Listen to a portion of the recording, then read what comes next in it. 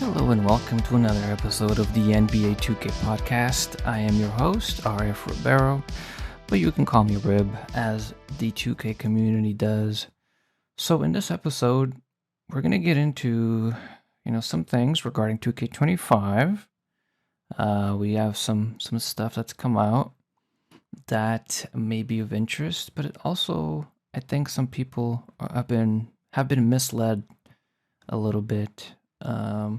We're also going to talk about some of the Reddit top posts recently on the NBA 2K subreddit, and I will try to find you guys some locker codes as well, just in case you've missed out. As of this episode releasing, I think there is 4 days left in the season. I think around there. I would have to recheck, but it's more or less a day, 4 days. It might be 3 days and something. It might be 5 days-ish. We'll just say 4 days. So let's actually start with the 2K25 stuff, since I think that's what most people are going to want to hear about. So you may or may not know, there was a video that came out on the NBA 2K Twitter page. What if he listened to the doubters? What if he wasn't obsessed with the win? What if he slept on his dreams? Guess we'll never know.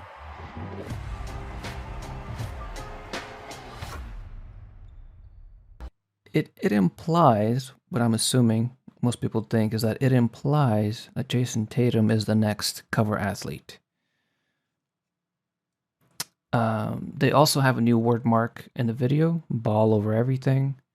And some people have done their research and they were able to find that the ball over everything word mark is a new word mark that Take-Two Interactive, the company, the 2K parent company, filed, that they filed for this phrase in Europe and in the US. And people seem to think that this has to do with 2K25.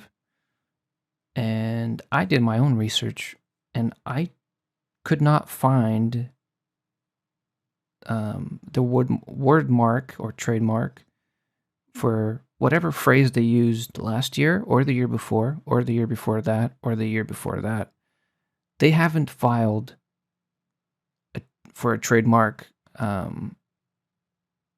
for any phrases except this one, leading me to believe that this is more than just 2K25. This could be for the NBA 2K franchise as a whole. Simply based on the fact that I cannot find information on past trademarks. If somebody can, let me know. I cannot. Now, with that said, is Tatum the next cover athlete? Personally, I don't think so. But I can see it. I can see 2K having had that in mind because Boston was just in the finals the year before.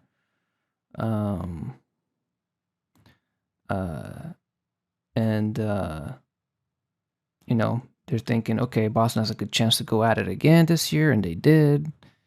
So it's not because Tatum won the chip that he's getting a cover. If he's getting a cover, it's because 2K already thinks that they already thought he should have had a cover, like for this year. Earlier on in the year, they thought about this. Not in June or in May. They thought about this like months ago, at least. And it just coincided with Tatum winning a chip. Now, there's a lot of articles out there and people on Twitter saying that the recently leaked trademark patent has to do with Jason Tatum being the cover athlete. It does not. It 0% does not, because history doesn't tell us that the trademark is in any way correlated with whoever's on the cover. You look back at however many years, at least in recent years, that is not the case. Okay?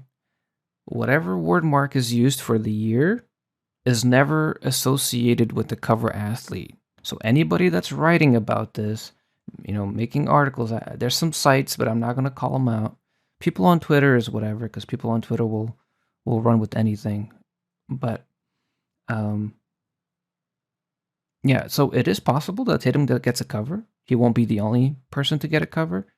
And I do believe there's a chance. And if he does, I'm not going to be surprised like, oh, Tatum got a cover. How is that possible? I'm not going to say that. I believe he can get a cover. But there's no correlation between the new word mark that we've seen.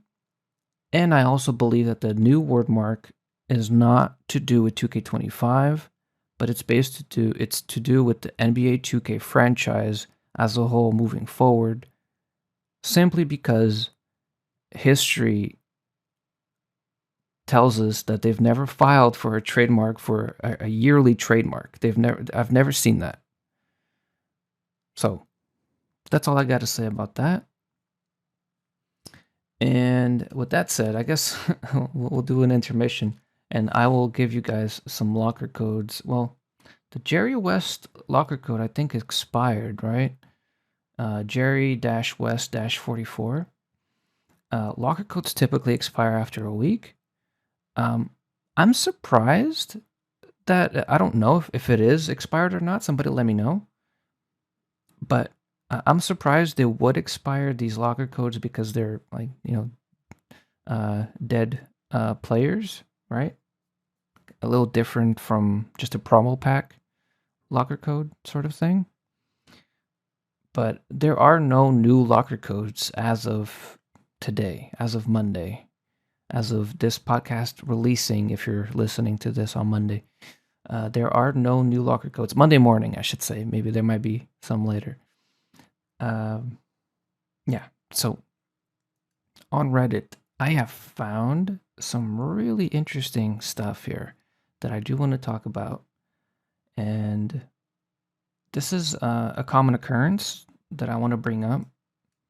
I've been seeing people win in a rec game and then watching their skill level go down, or their badge level. The silver, gold, bronze, the plate color. I've seen people complain that they're winning games and then the plate color is going down. Now, this happens when you either quit or get kicked from the previous game. So when you quit a game for any reason, accidental or not, when you quit a game, you have a pending skill level regression that doesn't happen until you finish your next game. Okay? So what ends up happening is, even though you win, you see your play color go down. Okay? Now, I know not many people listen to this podcast, but hopefully somebody out there that's had this issue can be like, I get it now. Yeah. So that's the reason why it happens. And it could be, accidental. It could be your internet going off. It could be any reason that you get booted. This could happen. Okay. Now, another cool post. Somebody figured out that you can do a bounce alley-oop. So this is, you can bounce past the ball. So you bounce the ball on the court as a pass to somebody else into an alley-oop. Okay? You can do that by holding X and circle. Okay? X and circle is a bounce pass into an alley-oop. And I'm going to grab my Xbox controller here, just so that I can give the Xbox players the correct buttons. So A and B, you do a bounce pass into an alley-oop. I made a comment about this in this post, that I was saying, well, a bounce pass is, X and circle, A and B. A jump overhead pass is X and square, or in Xbox, A and X. Now, what you do is you hold both buttons for both instances. The bounce pass or the jump overhead pass, you just want to hold the buttons, the two buttons at the same time. What people don't know about this overhead jump pass that I'm talking about is almost nobody does them. This seems to only be like strictly pro-am players that play the game a lot, and have, good knowledge of the game, know about this. It's an extremely useful pass, extremely useful, especially on the inbounds. You know how sometimes you're on the inbounds and you try to pass, you try to do a chest pass, and the ball gets tipped or gets stolen, or it comes back out and it hits you, and then it's a turnover, right? By doing the jump overhead pass, you are mitigating mistakes happening on the inbound pass. It's also a really good pass to do from one side of the court to the other, like left to right or right to left. If you need to do like a quick pass, especially if your pass accuracy is low, this will speed up the pass. Very useful, very, very useful to know this. Okay, if you press triangle or Y, that's a regular overhead pass. But if you do A and X, or on PlayStation, X and square, if you do both of those, you do a jump overhead pass. Very useful. Write that down. Let me know if you didn't know this and if you've used this, and let me know how it went. Okay? And I think I will do one more. Let's do one more. Okay, so about a week ago, somebody wrote, "Why am I such a bad shooter?" And then he said, "Anyone know why I can't shoot? I'm an old school offline player. I almost exclusively do franchise my eras. I've never been able to shoot well in 2K, going back many years now, but I feel like it might be even worse this year." Okay, he says he created a player that's 99 at everything, including shooting. He says he'll hit an occasional 3. I'm kind of skimming through because he did write a lot. If a player's wide open and I time it absolutely perfectly. So what he's saying is on completely wide open shots with a high 3, I'm assuming with at least like silver or gold badges, he cannot shoot. He doesn't understand why. And there's a lot of reasons why people can't shoot. I made a guide about this on Reddit. I will link that guide. So the screen that you're using is probably one of the biggest game changers. I've read about people that were on a TV screen and then they upgraded to a monitor screen and their percentages just went up like 20, 30%. Like they shot so much better on average. So I would recommend, if you don't already have a monitor, decent size, like 24 to 32 inches maybe max. You don't want it to be too big to where you have to move your head. At least 60 hertz latency. 1 ms. 60 hertz, 1 ms. Yeah, so if you guys can, if you can afford it, try to get a little monitor. See how much better you shoot. Now, beyond that, your internet connection is a big, big factor as well. There's people that I know that can't play 2K. They cannot play 2K online because their internet just can't hold it. Some people have good internet if they're wired, right? They have the plugged in PlayStation to the router or internet modem or something. Some people have good enough Wi-Fi, they don't need to. And then another thing is, making sure you're on the right server, right? It's harder to shoot if you come from, let's say, an Australian server or somewhere in Asia, like an oceanic server, and you try to shoot the ball on East or West American servers. It's gonna be very tough to get that latency going. Um, Sitting comfortably, but not too comfortably to where you're, I don't know, laying down or something. There's people that drink or smoke while they're playing, and some people play better, and I get that. Some people don't, but they don't realize it. There's a lot of reasons, but more importantly, there's a lot of things you can do to improve your shooting. Obviously, practicing. If you have all those things down, monitor, chair, internet, and you still can't shoot, you got to practice your jumper in the gym, in the Gatorade gym, because Gatorade gym has latency. So that's the best way to practice if you can.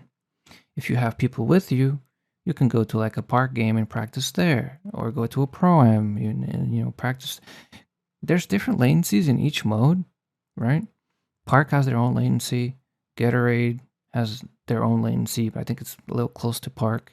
You have Rex latency, you have Pro-Am latency. You have to practice where you want to play for that latency. The best practice is to play the game, in my opinion, but it does not hurt to get some shots up at the Gatorade. Shots that you want to take in the game, you can practice those. And yeah, give it a little bit of time. I think I'm shooting like around 70% on like 26 points a game this season.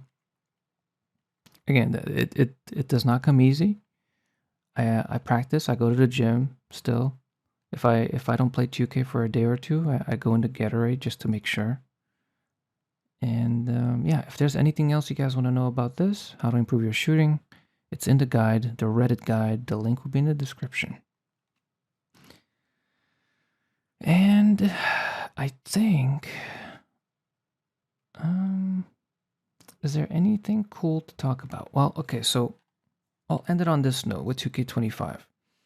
So last year and the year before, the games were announced around early July. But as early as like 2022, I'm gonna say, or 21, I forget now. The cover athlete was announced at the end of June. Now, there's also been cases where the athlete is announced mid-July into late July. Okay, this does not mean that it's going to happen early July again, but you can expect it. You can expect it to be around early July, more or less, where we'll start to see the snowball of information. And along with that information will be the podcast and the YouTube shorts that I'll be doing, relaying any information in short, concise ways that are easy to understand, and they're not filled with fluff or lies or clickbait. I know there's a lot of that in our community. I try to stay away from that. And yeah, I'll leave it at that for now. I will be doing another one of these definitely this week. We'll try to get some more cool Reddit posts to talk about, give you guys some tips here and there, and hopefully 2K releases some more content, some more news that I can talk about. There is a new season on Friday, so there is that to talk about as well. And yeah, I will leave it there. So thank you for listening. If you've listened to the whole thing, hey, let me know. Let me know I'm not just wasting my time with these. I don't think I am. I enjoy doing them, and I know there's some people out there that do enjoy listening while they're cleaning or while they're doing something else. That's great. Let me know, because it helps. It helps me keep going. Thank you for listening, and I'll catch you on the next one.